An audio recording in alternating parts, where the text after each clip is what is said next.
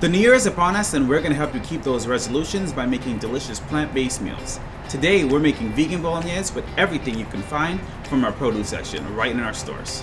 Today we're making vegan bolognese, and we're going to be using some oyster mushrooms and maitake mushroom to get that delicious earthy flavor and to get that meat-like bite. And we're also going to use a lot of red wine. First, you want to get all of your mushrooms in your pan and brown them. You're going to want to get these mushrooms nice and brown. It's going to release all that umami flavor and give it that nice earthy meaty bite that we're going to be missing from a typical bolognese. After you get your mushrooms nice and brown, you're going to want to add your mirepoix. A mirepoix is essentially just carrots, celery, and onions all mixed together to give it a beautiful, delicious flavor. After your mirepoix is nice and golden, you want to add in your garlic. You're going to add in your garlic after you finish cooking your mirepoix because garlic burns really easy. Next, you want to get some tomato paste. It's just concentrated tomato.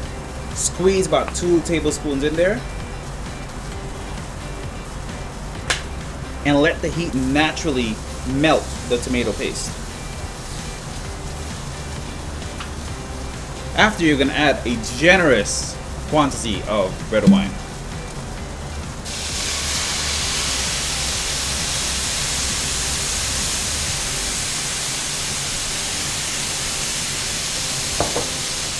Red wine is what gives bolognese that distinctive bolognese flavor, and you're not going to miss any from this recipe.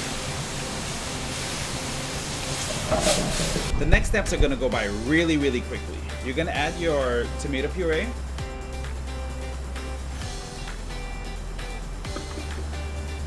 all of your dried oregano, some fresh or dried bay leaves is totally up to you,